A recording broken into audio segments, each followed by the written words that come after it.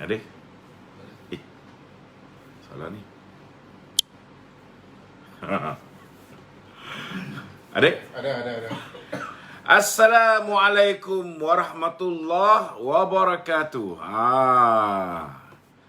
Salam satu Malaysia. Malam ini macam-macam desas-desus yang kita dengar. Tetapi yang paling yang mengujakan, dengar cerita bahawa Azmin Ali sudah pun menghubungi Eza Matno, sudah pun menghubungi kawan-kawan reformasi lama. Dengar cerita sudah mau kembali ke pangkuan Anwar Ibrahim.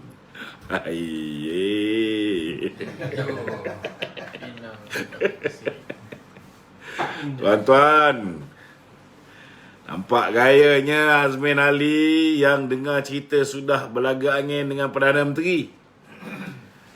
Malah ada pula ugutan-ugutan yang mahu membuka kes beliau bersama Haziq. Hari ni nampak gayanya dengar khabar ni, dengar boleh, percaya jangan. Dengan khabar Azmin Ali sudah pun menghantar ayat bunga-bunga kepada geng-geng otai reformasi yang sama-sama berjuang dulu bersama dengan Azmin Ali Eza Matno, mengatakan bahawa beliau terpedaya dengan Tun Dr. Mahathir. Dia tak sebut nama Mahathir, dia sebut orang tua. Kita semua tahu si tua puaka tu siapa. Hari ni sudah mula nak berbaik-baik dengan Anwar Ibrahim, nak minta nyawa. Dia tak tahu bahawa Anwar Ibrahim pun kalau cukup pun jumlah kerusi belum tentu boleh angkat sumpah. Seronok mainan orang-orang politik ni, tuan-tuan. Apa pun saudara, kita ucapkan selamat bertaut kembali di antara Azmin Ali dengan Anwar Ibrahim. Kalau betul lah cerita ni. Saudara, malam ni seperti biasa kita akan membicarakan isu-isu semasa. Hari ini macam-macam berlaku. Kita dengar bahawa kenyataan daripada Datuk Seri Hamzah Zainuddin mengatakan bahawa Datuk Seri Taqiyuddin sedang dalam siasatan kerana kenyataan yang beliau keluar seolah-olah seperti memperkotak-katikkan titah ke bawah Duli Yang Maha Mulia Seri Paduka Baginda Yang Tuan Agong dan Raja-Raja Melayu. Dia pula pandai-pandai mengatakan bahawa Parlimen hanya boleh bersidang bulan 10. Dia mengatakan bahawa tuanku tidak memberikan sebarang tarikh, tak faham bahasa. ASAP, tak?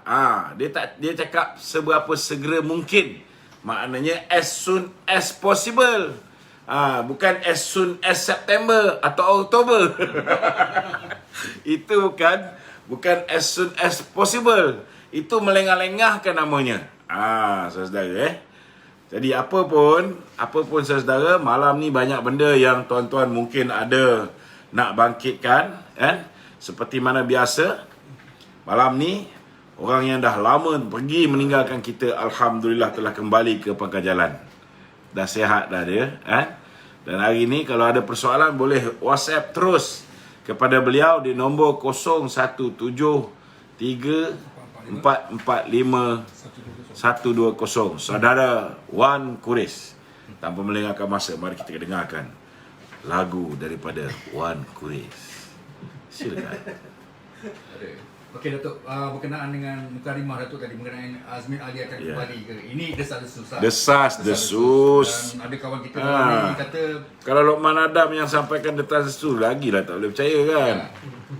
Ni ada kawan kita komen dalam ni, dia kata Rafizi dah nafikan benda tu. Nafikan Lama dah Datuk ni juga. So kalau betul lah Datuk. Ada aku sebut nama Rafizi ke? Aku sebut nama Izam je. Orang kawan kita ni pun salah. Okey, tak apa. Jadi Tok, kalau benar benda tu berlaku, apakah yang mendorong sebenarnya Azmin kembali tu? Apa mesti dah sebab dia nak kembali Datuk punya. Saya rasa beliau pun nampak macam usaha dia nak jadi timbalan Perdana Menteri kepada Hishamuddin pun nampak macam kabur. Kabur. Hisham mungkin jumlah Hisham punya sokongan boleh tahan ni meningkat. Daripada 26 sekarang ni dah jadi 32. Itu belum lagi campur game 1. Boleh tahan. Tapi apa pun, kalau semua orang UMNO pun 43 orang sokong Hisham pun, campur dengan semua orang PPBM sokong Hisham pun, campur semua orang PAS sokong Hisham pun, dia tetap tak boleh jadi Perdana Menteri. Tetap tak cukup. Maknanya begitu juga sama dengan Anwar Ibrahim. Anwar Ibrahim mungkin ada kelebihan sedikit, kan? Tapi tak banyak. Ianya tetap tidak menepati cita rasa kebawah-duli yang maha mulia Seri Paduka Baginda yang di-Pertuan Agong dengan Raja-Raja Melayu yang mahu melihat kerajaan yang stabil. Kerajaan yang stabil mana boleh ada lebihan 1 kerusi, 2 kerusi. Ianya pasti tidak stabil. Bila belaga angin sikit atau berselisih pendapat sikit, seorang ugut nak tarik diri, dah gelabah. Nak tumbang kerajaan tu, kan? Jadi sebenarnya resepi yang paling cantik untuk memastikan kerajaan stabil, kan? Pi kan? Okey.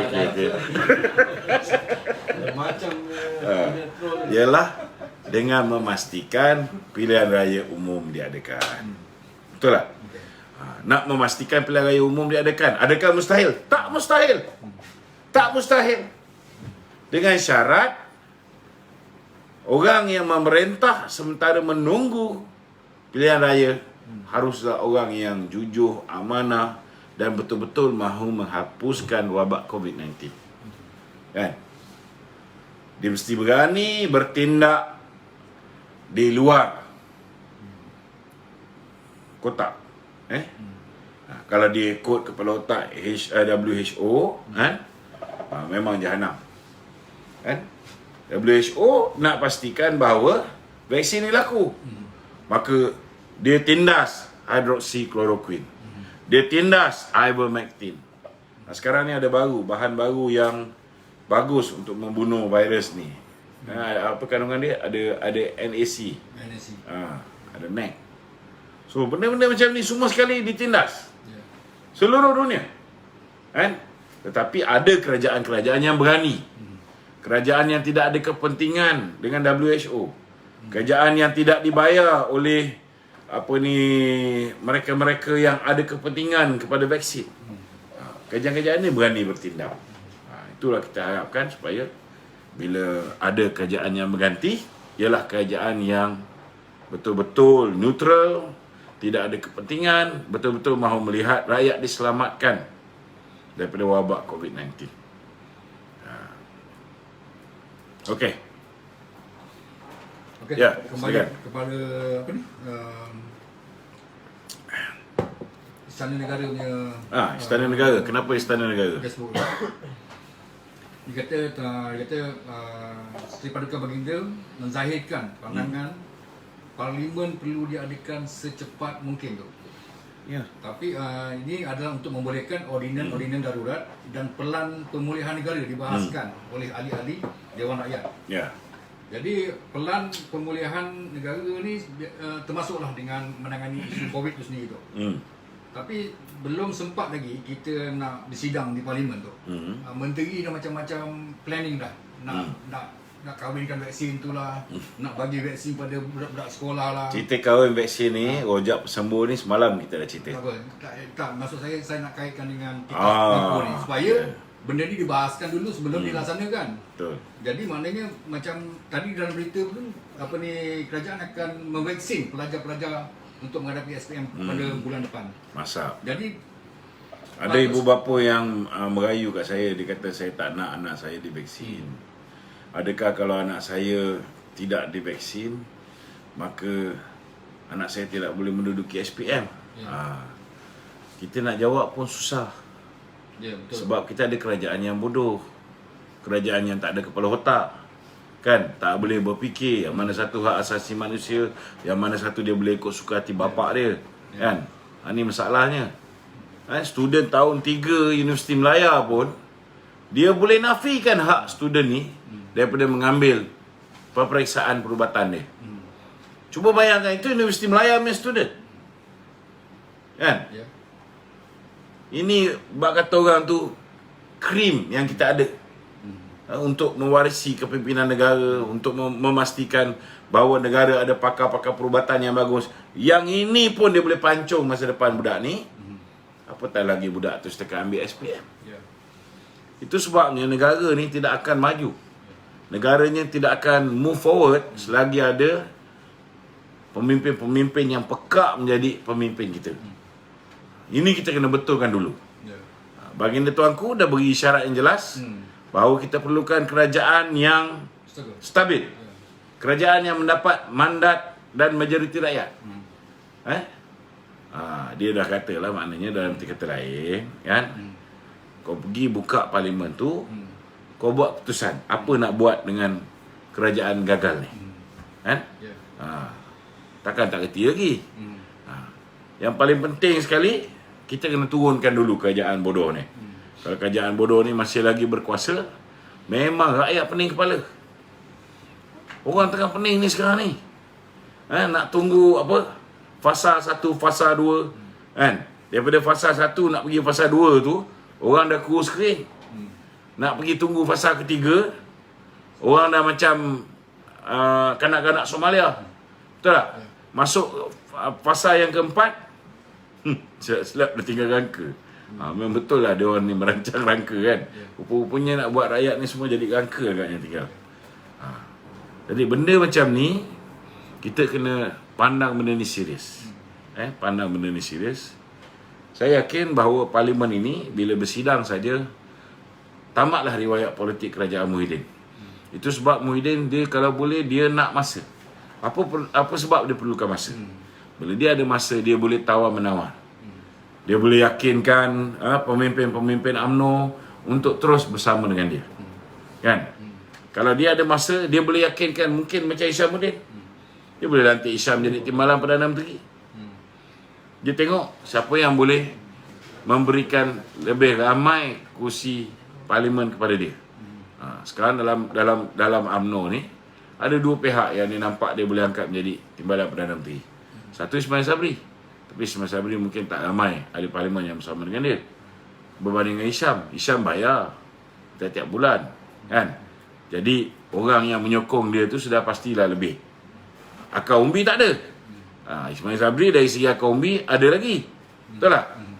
Jadi kita kena tengok, kalau boleh baik Ismail Sabri, baik Hisham, janganlah jadi lembu kepada Muhyiddin Yassin ni. Biarlah kerajaan ni lingkup, jatuhkan dulu Muhyiddin Yassin ni. Sekurang-kurangnya kita ada peluang untuk segerakan pilihan raya. Bukan suruh turunkan Hishamuddin, turunkan Muhyiddin, lantik orang lain menjadi Perdana Menteri. Betul tak? Jangan pula macam tu. Kan? Nanti keluar pada mulut rimau, masuk mulut naga. Pun tak guna. Betul tak?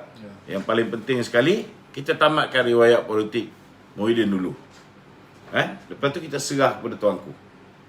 Kalau boleh pilihan raya, pilihan raya.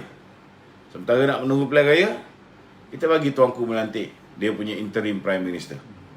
Asalkan bukan Mahathir Mohamad, asalkan bukan orang-orang yang tak berhati perut. Hari ni rakyat setengah mati, dia buat bodoh je. Bantuan kerajaan sangat ciput. Suruh orang duduk kat rumah. Benda boleh selesai. Kalau kerajaan guna duit yang dia pinjam daripada pelbagai pihak ni, untuk beli ivermectin ke, untuk beli hydroxychloroquine ke, untuk beli barang-barang yang boleh menyelesaikan masalah COVID ni, kita dah keluar daripada masalah ni. Macam negara-negara lain. Kita tengok orang tengok bola sepak, beratus ribu orang penuh stadium. Tak ada masalah pun. Kita masih berhadapan dengan masalah. Padahal tu negara sejuk. Kita negara panas. Dan COVID-19 ni 26 degrees dan ke atas mati. So apa masalah dia? Suruh duduk kat dalam rumah. Tak ke gila ni? Patut kita galakkan orang ramai pergi berjemur, dapatkan vitamin E setiap pagi. Betul tak? Ini tempat-tempat rekreasi ditutup. Taman Tasik Titi Wangsa ni sampai sekarang tak boleh masuk. Jalan kat luar ni. Punya cantik Taman Tasik Titi Wangsa ni tak boleh jalan kat dalam ni. Kena ikut lingkaran keluar. Lalu tepi jalan. Kereta langgar mampus. Kan? Tak ada otak. Tak boleh berfikir yang mana patut dilaksanakan, mana tak patut dilaksanakan, mana sekatan yang patut dilakukan, mana sekatan yang tak sepatut dilakukan. Kan? Kedai makan tak boleh dine in. Orang yang duduk kat kedai makan ni, kita sebagai toki kedai ni pun kena duduk kat luar, makan kat luar. Takkan lembu kerjaan ni? Sorry to say lah, too stupid. Apa bezanya orang Islam sembahyang maghrib dulu, lepas sembahyang maghrib baru cari makan. Kalau dah kedai pukul 8 kau cakap tutup, lampu pun tak boleh buka, grill kena tutup habis, pukul 7 dia kena start tutup. Habis orang yang tak sempat beli makanan macam mana? Orang yang shift malam macam mana nak cari makan? Dia orang ada fikir tak benda ni semua? Tak fikir. Habis orang yang buat kerja Grab, orang yang buat kerja Lalamove, orang yang buat kerja Food Panda, macam mana dia orang ni nak cari makan? Yang buka Western, boleh buka Western pagi-pagi, pukul 8 pagi dia orang suruh buka. Ada orang makan Western pagi pukul 8? Tak ada. Paling awal pun pukul 4.30 baru buka kedai. Kalau buka kedai 4.30, pukul 6.30, pukul 7 kau kena packing. Nak cik makan apa? Itu kira okey juga yang boleh keluar cik makan. Habis abang-abang yang gunting rambut, abang-abang yang buka kolam memancing, abang-abang yang buka car wash, yang sepatutnya dalam keadaan sekarang ni, kenderaan mesti dibersihkan, mesti disanitasi ataupun mesti dilakukan disinfeksi. Betul tak? Ada kerajaan ni fikir? Tak ada. Dia tak boleh fikir benda ni. Kan? Lepas tu banyak orang yang beritahu aku, siapa yang boleh bayar dapat surat. Tak boleh bayar tak dapat surat. Ni benda yang serius. Aku dah suruh dia orang laporan polis. Kan? Sikit hari lagi kita tengok apa kesan dia.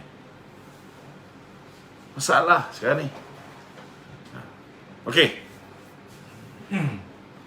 Okey tu. Dalam pautan ni juga tu, kalau kita perhalusi apa yang dikeluarkan oleh Istana Negara tu, dia kata setelah memperhalusi semua pandangan para pemimpin parti politik, jawatan kuasa bebas darurat 2021 dan sembah taklimat pada pakar dari agensi-agensi kerajaan, maka Seri Paduka Baginda menzahirkan pandangan parlimen perlu diadakan secepat mungkin. Dia cuma menzahirkan pandangan itu. Dia bukan titah tu. Apa pula bukan titah lah tu. Kau ni pun menzahirkan pandangan tu. Sebab tu baca dia kata secepat mungkin. Kalau dia kata tak salah, ini apa yang kita baca dalam ni lah. Siapa? Itu komen siapa? Tak, ini dalam. Kalau kau baca komen puaka-puaka yang akan hilang jawatan bila kerajaan ni jatuh, memanglah dia orang akan kata itu hanya pandangan.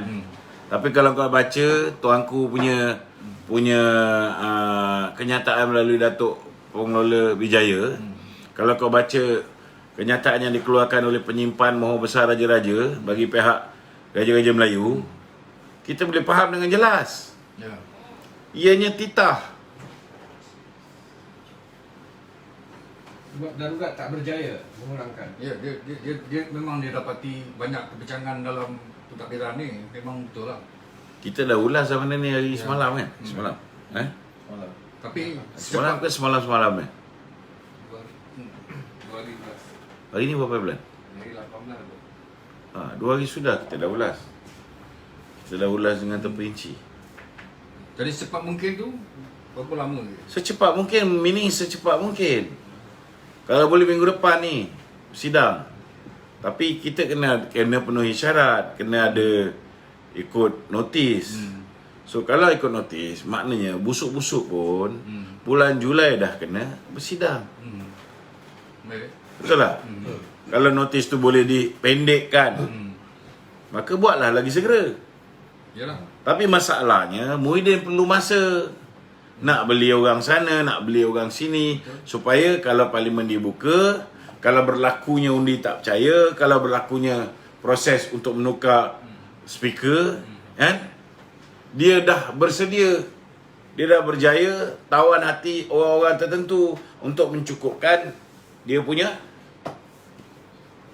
jumlah. Itu kita kena faham. Okey. Okey. Ada lagi?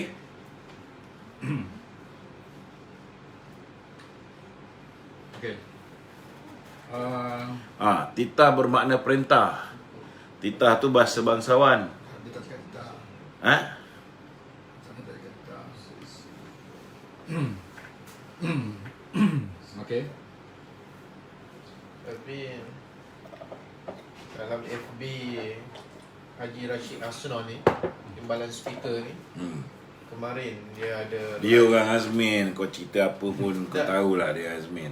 dia ada perbualan dengan Muhyiddin Yassin tentang persediaan parlimen. Berarti Muhyiddin Yassin sudah maklumkan kepada speaker lah. Yalah, dia kena Persediaan. expect. Dia kena expect the worst. Kan? Hope for the best, expect the worst. So, dia pun fikir juga, apa akan berlaku kalau tiba-tiba buka parlimen, dia kena undi tak percaya. Kan? Dia kena fikir. Kan? Apa akan berlaku kalau misalnya dia bentangkan belanjawan tak lulus. Dia kena fikir. Daripada sekarang dia kena fikir. Biasa tu. Okey. Ada lagi? Okey, apa ni? Tu mengenai ini apa ni rintihan rakyat tu kan. Peniaga-peniaga pasar malam tak boleh dibenarkan peniaga pasar malam. Itulah. Orang yang berniaga pasar malam, pinjam duit sana, pinjam duit sini, last sekali pasar malam ditutup. Modal semua dah habis beli barang. Kan? Kadang-kadang ada duit lebih sikit, duit tu lah digunakan untuk bagi anak makan. Pasar malam tak boleh buat operasi. Orang pasar malam mengharapkan pasar malam dibuka. Orang pasar tani, pasar pagi mengharapkan pasar tani, pasar pagi dibuka. Betul tak? Sekarang ni yang dia jaga pasar raya je. Pasar raya boleh buka. Padahal orang-orang yang jual barang kat pasar tani ni pun essential services juga. So macam ada kasta. Kan? Kalau rakyat biasa mampus. Yang untung pasar raya besar. Kan? Kena tanya Azmin Ali lah. Ada apa-apa ke? Kan? Kenapa pasar-pasar yang kecil tak boleh dibuka? Gerai-gerai yang kecil payah. Kan?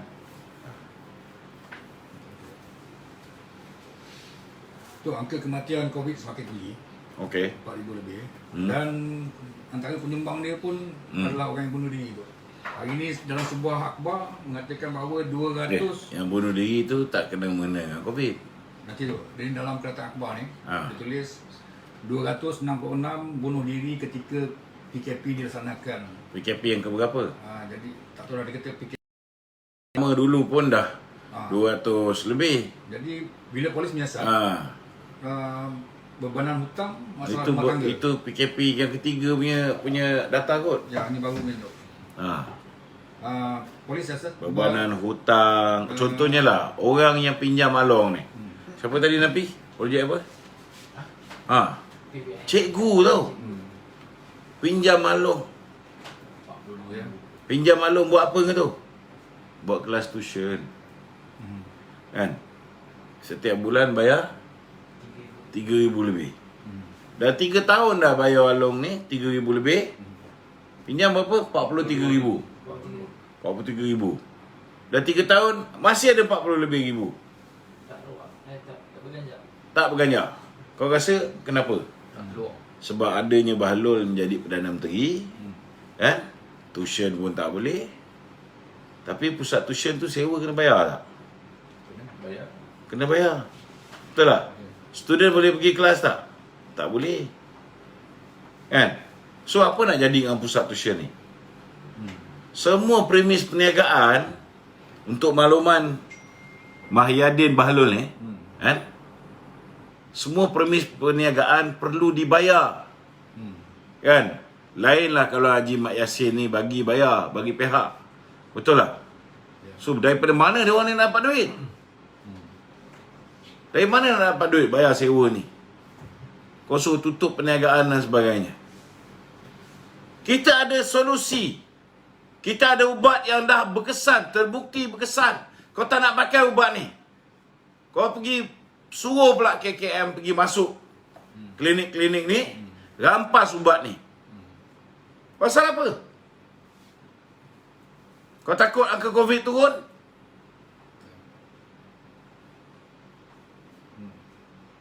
You must give a very good explanation.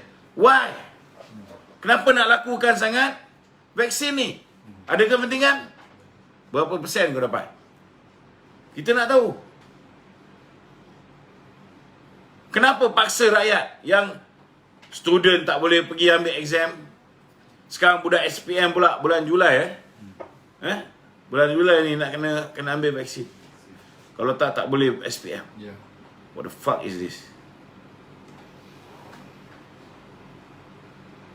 Itu arahan ke tu?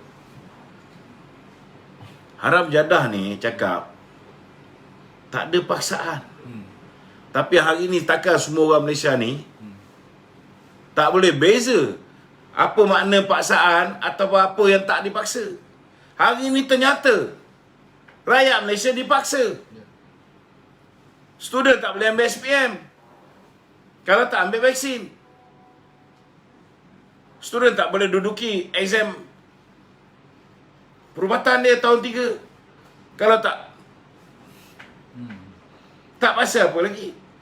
Kaki tangan awak berapa ramai dapat surat diwajibkan ambil Jabatan Agama Islam contohnya. Aku dah tengok surat tu, cuma tak nak sebut je Jabatan Agama Islam mana.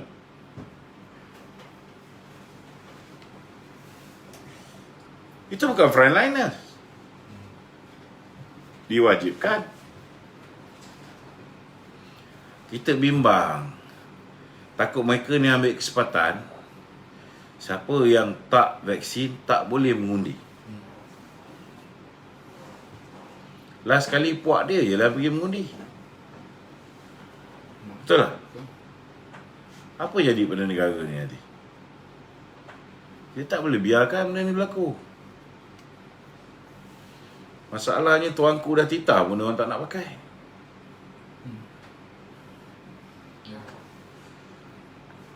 Problem. Polis nak bertindak pun susah.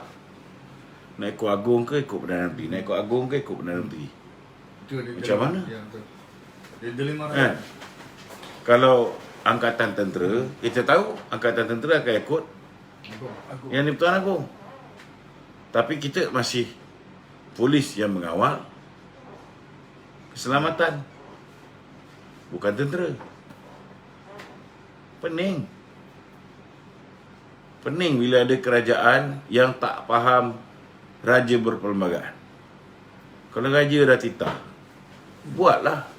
Kalau raja tu titah benda yang tak bagus, kau ada sebab untuk menolak.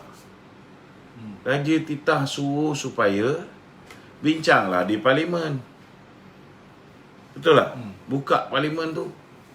Itu pun kau tak mau dengar titah tuanku, macam mana? Kan? Kalau tuanku titah benda yang mudarat pada negara ke, kemungkaran ke, lain cerita, kita nak tolak. Ini suruh bersidang. Kau ahli parlimen, kau Perdana Menteri. Di mana punca kuasa Perdana Menteri ini? Kalau kau dapat mandat ahli parlimen. Ini tempat nak menentukan kau masih ada mandat ke tidak. Kau tak nak buka.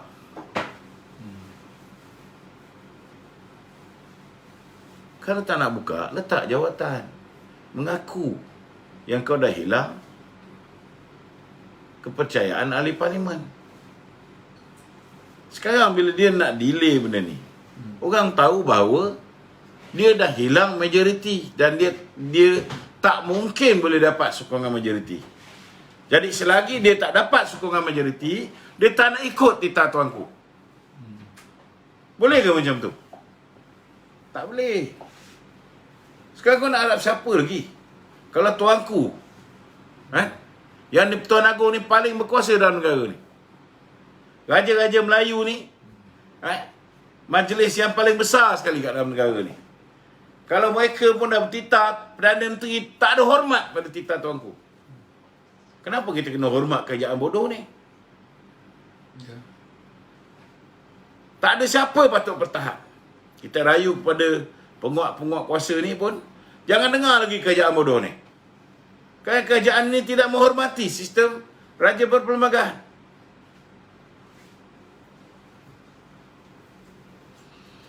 Okey. Okey tak? Assalamualaikum. Salam. Okey, Jangan cakap. dalam satu kenyataan media PAS yang Kena faham. PAS, Parti Islam Malaysia ke PAS Publika? yang ni Dia ada dua. yang ni kenyataan media daripada Tuan Man Tuan Ajuman. Oh, okey. Okey, dalam salah satu kenyataan beliau, dia mengatakan bahawa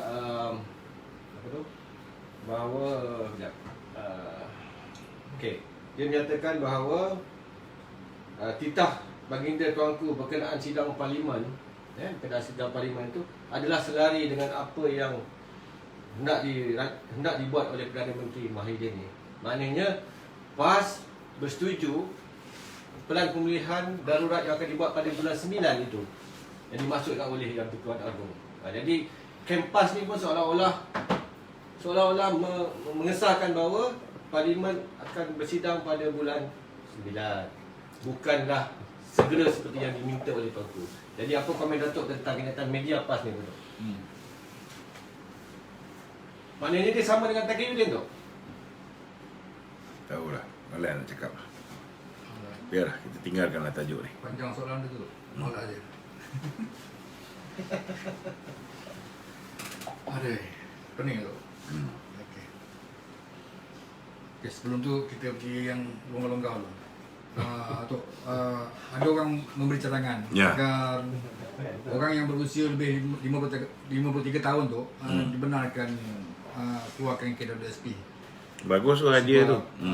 Ya, sebab diorang pun dah tak 53 tahun dah tak boleh kerja apa dah pun. Boleh. Dia macam ni. Bukan masalah soal umur 53 tahun tu boleh keluar KWSP pasal dia orang tak boleh kerja. Okey, kena faham. Orang yang usia 53 tahun ni kira orang yang dah matang.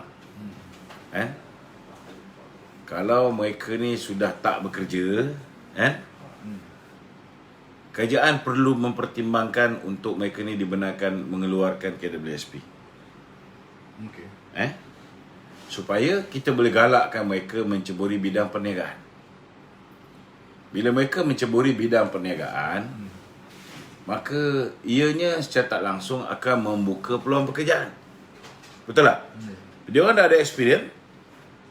By the time you reach 50, experience tu sudah membolehkan dia tidak lagi makan gaji. Betul tak? Dia dah boleh menggajikan orang.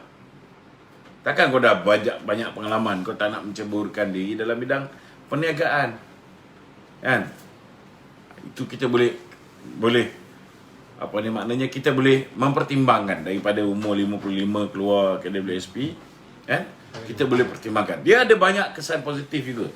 Contohnya, kalau orang yang umur 53 ni dah boleh keluar duit KWSP, dia dah boleh resign, maka orang ni gaji dia tentu besar. So daripada membayar dia seorang, syarikat tu boleh bayar 3-4 orang junior. So dia ada apa ni dipanggil? Dia ada pro dengan kontra lah. Maknanya kalau kita benarkan orang yang berusia 53 boleh keluar cepat dia punya duit tu, duit EPF dia ataupun KWSP dia, dia boleh mulakan perniagaan, dia create peluang pekerjaan. Tapi dalam masa yang sama, bila dia meninggalkan syarikat dia, pemunya syarikat itu boleh menggajikan lebih ramai orang. Mungkin gaji dia seorang, sebab lagi lama gaji kita makin besar, kan? Kita berpengalaman, gaji kita makin besar. So banyak fresh graduate akan berpeluang untuk mengambil alih, untuk mula pekerjaan, dengan bajet yang diallocate pada orang yang dah mencecah umur 53 tahun. Begitu juga dalam sektor kerajaan. Kalau kita galakkan dia orang ni pencen cepat, dibenarkan untuk mengeluarkan duit KWSP ni cepat, mereka boleh menceburi bidang perniagaan. Itu bagus juga untuk dia. Dia dah terlatih, dia dah ada pengalaman, dia patut mencuba, kan? Dan dia akan create pekerjaan. Dan dalam masa yang sama, bila investor tengok kita punya employment rate meningkat, investor akan lebih confident untuk melabur dalam negara.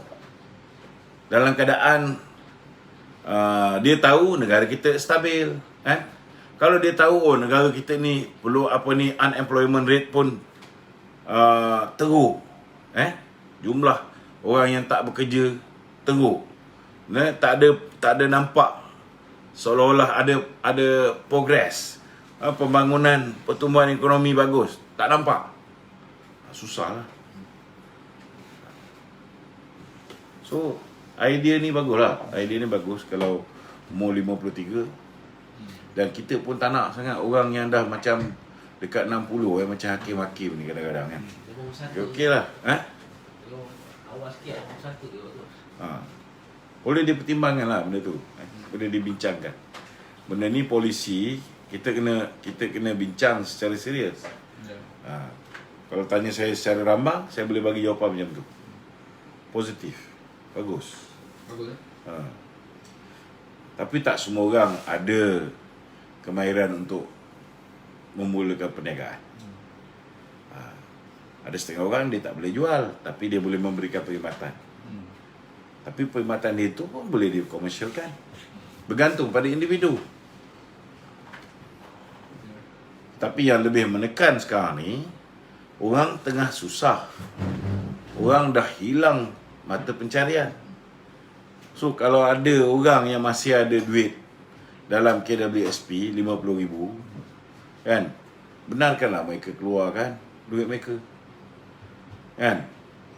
Kena letak rate, contohnya orang yang ada 50 hingga 100,000 boleh keluar 30,000, kan. Orang yang ada 50,000 ke bawah, kan, 20,000 hingga ke 50,000 boleh keluar 10,000, kan. Betul, ianya simpanan hari tua. Tapi kalau sekarang kau dah mati, tak sempat kau jumpa hari tua kau. Last sekali orang lain yang pergi ambil duit KWSP kita, kan. Dan pandemik ni bukan datang sepanjang masa, kan.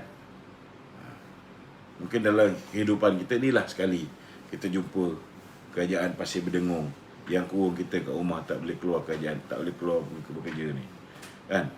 Tak mungkin. Kita ada 8 Perdana Menteri. 2 daripada 8 Perdana Menteri kita ni Maha Fir'aun. Maha Fir'aun pun tak suruh kita duduk rumah, jangan keluar cari makan. Betapa punya celaka kerajaan sekarang ni, kan.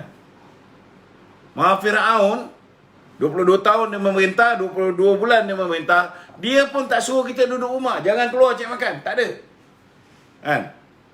Kita malas cari makan, dia kata kita pemalas. Kita rajin pun kadang-kadang dia panggil kita pemalas. Itu masalah Maha Fir'aun tu. Itu pun kata ada orang paksa dia suruh jadi Perdana Menteri balik. Ada juga. Aduh. Lama aku tak sebut perkataan.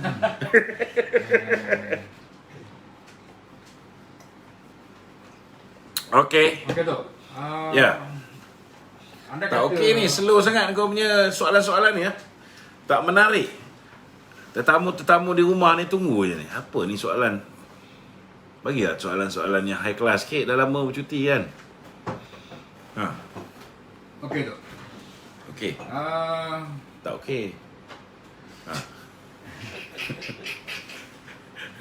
Okey. Ha. Okey. Ni kat rumah tak ada ke soalan-soalan cepu mas? Banyak minum air dah ni.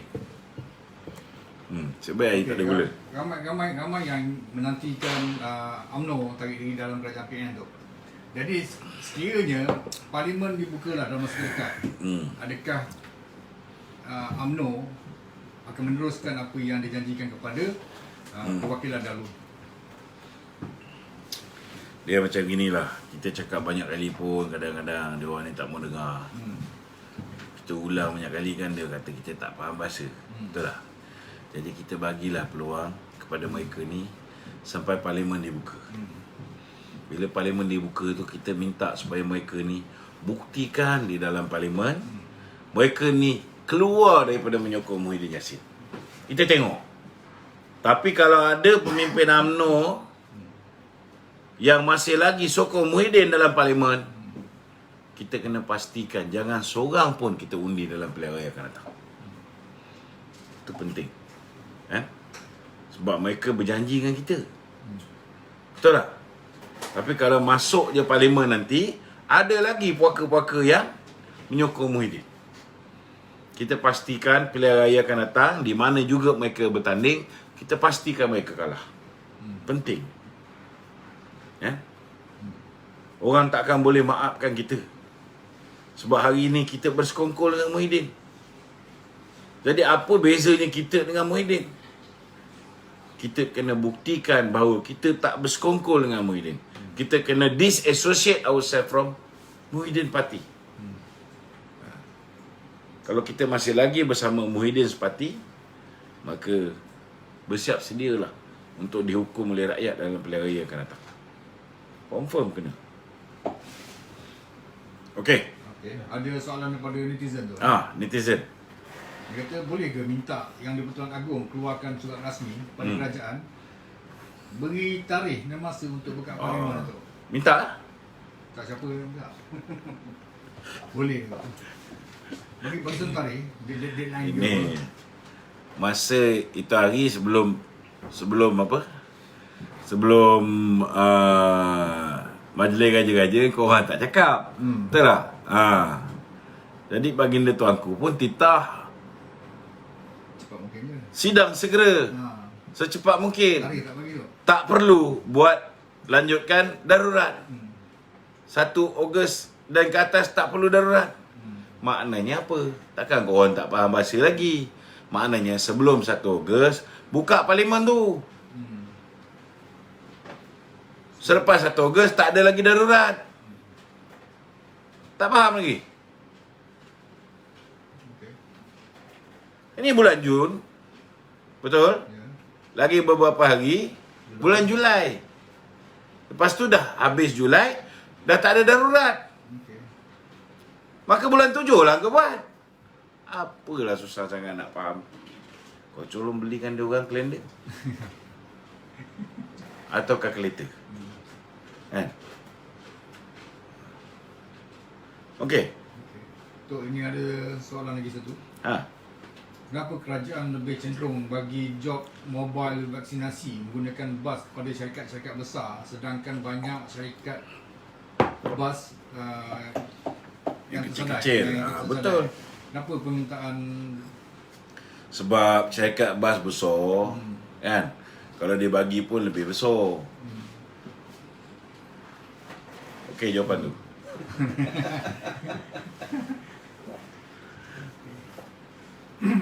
Okey Tok. Jadi untuk apa ni yang cadangan-cadangan soalan macam aku di Tokyo Bus pula. kesian member-member bas ni. Aduh. 2-3 hari sudah dia orang datang. Kan? Yang food truck itu hari lepas kita cadangkan tu, KJ kata nak gunakan food truck. Alhamdulillah dapat juga food truck. Oh, dapat ada food truck. Yang bas pun sama juga. Kita cakap apa? Kan? Syarikat bas yang kecil yang kau tak tolong. Yang besar pun perlu tolong. Kena ingat, yang besar pun memberikan juga peluang pekerjaan. Cuma bagilah, kalau boleh saksama, bagilah seberapa banyak. Jangan limitkan pada yang besar saja. Yang kecil kena bantu, yang besar pun kena bantu. Kau jangan ingat yang besar ni, kan? Tak ada masalah. Yang besar ni dia punya komitmen lagi besar. Hutang dia, bas-bas yang dia nak bayar lagi besar daripada yang kecil. Betul tak? Jumlah pekerja dia lebih ramai. Jadi kita minta supaya berlaku adil. Yang besar bagi, yang kecil pun bagi. Kan? Kau nak kata, oh yang besar ni semua bagi mati. Tak boleh. Betul tak? Okey. Okey Tok, apa ni cadangan yang kerajaan baru-baru ni mengatakan apa ni vaksinasi untuk pelajar SPM dan apa untuk yang 12 tahun ke atas pun ada. Lepas itu apa ni nak dicampur apa vaksin boleh diambil vaksin lain boleh campur. Jadi adakah kita perlu Dia tunggu panggil vaksin pasembur. vaksin apa semua? Adakah Campur. tak kerajaan boleh tak rakyat boleh bantah tak tu sementara nak menunggu parlimen dibuka untuk dibahaskan dulu. Sebenarnya kita semua ada hak asasi manusia. Siapa yang tak bersetuju, bawa perkara ni ke mahkamah.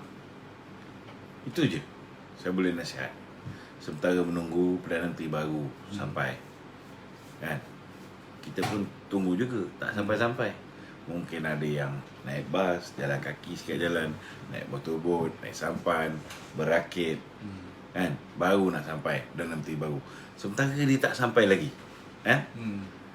Gunakan whatever means that you have, you pakai. Kan? Tak ada peguam, kita boleh tolong-tolong carikan peguam. Kan? Kumpullah ramai sikit. Buat bantahan. Kan? Kita carikan peguam untuk mewakili kamu. Yang pertama sekali, nak kena tahu, kamu tak nak ambil vaksin pasal apa? Kan? Kalau kamu tak nak ambil vaksin kerana kamu banyak membaca, kamu tahu apa kesan vaksin, okey. Ini kita faham. Kan? Bukan kerana tak nak ambil vaksin kerana tak sokong Muhyiddin. Tak boleh. Kita nak membantah, mesti bantah dengan ilmu. Kan? Make sure kita ada asbab yang betul. Kalau kita tak ada asbab yang betul, kan? Macam mana? Kan?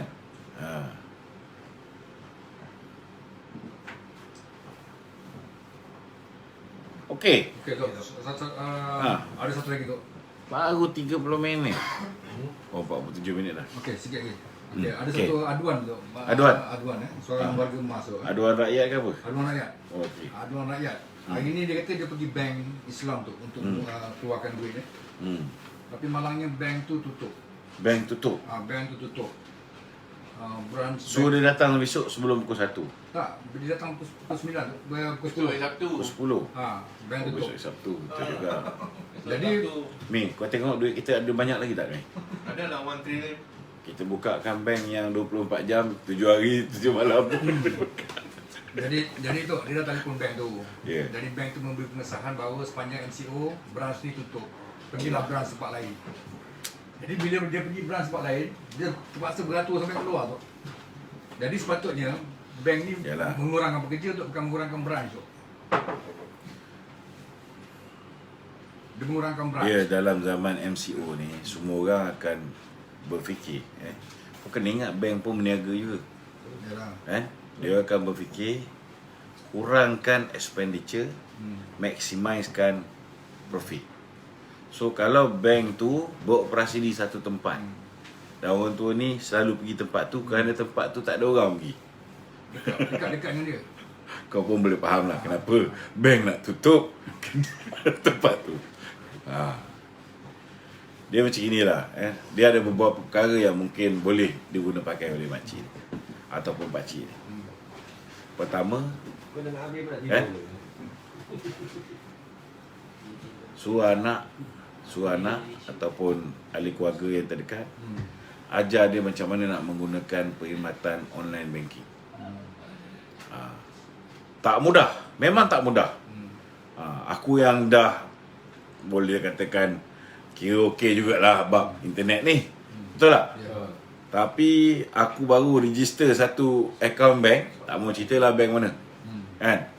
Jenuh juga. Nak transfer yang pertama tu pun setengah mati. Biasa kita online banking pakai bank-bank biasa ni, kan? Senang, kan? Tapi bila dah mula berniaga ni kena registerkan syarikat punya akaun apa semua sekali. Lepas ni nak kena report dengan lembaga hasil apa semua, kan. Jadi kenalah buat betul-betul.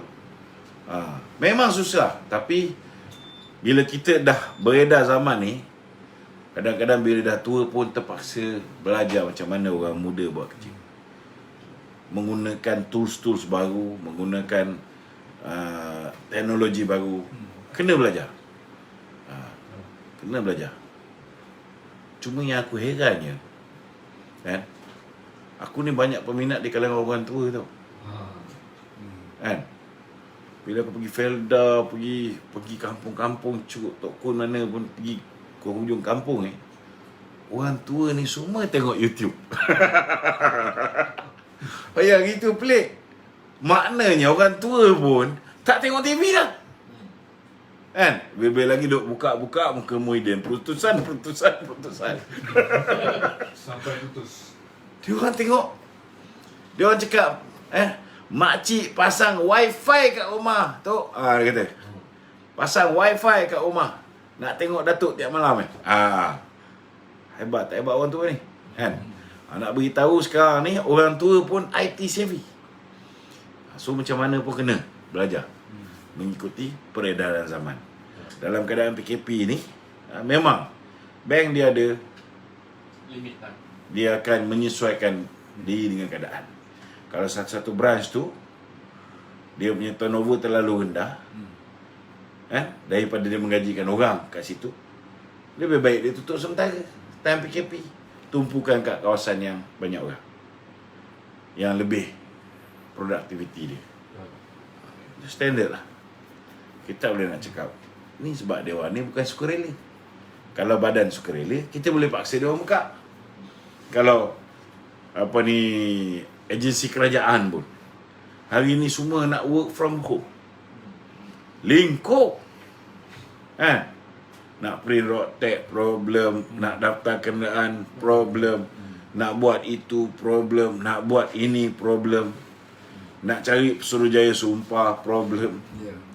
Ada yang masalah dengan immigration, pergi ke immigration problem, immigration tendang pergi balai polis, balai polis kata, oh ini suami yelah dia orang ada yang kahwin dengan warga asing, kan? Betul. Ada ramai tak lepas balik tu. Tak lepas nak balik Sabah, tak lepas nak balik pergi tempat lain, Indonesia dan sebagainya. So semua masalah. Itu sebab saya cakap saya tak percaya dengan work from home ni, kan?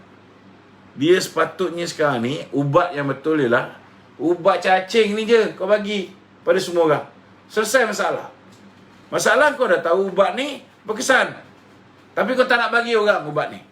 Bukan setakat kau tak nak bagi orang ubat ni, kau rahsiakan ubat ni, kau pergi tangkap pula orang yang jual ubat ni.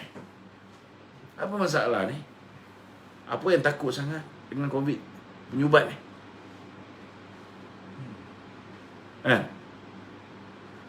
Nasib baiklah herba kita tu bukan ubat, jus semambu.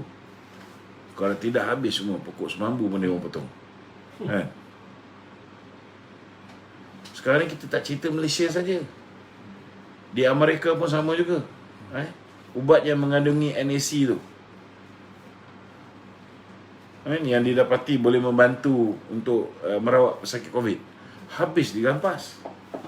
Ubat dah 57 tahun ada di pasaran, tiba-tiba diharamkan kerana takut orang dah tak pergi ambil vaksin. Ini masalah. Okey? Ada lagi? Ada last? Okey. Tapi last. Biar. Tapi Tak ada. Tak nak. Menutup. Menutup. Betul. Betul. Macam dah tutup mata dia. Okey. Assalamualaikum warahmatullahi wabarakatuh.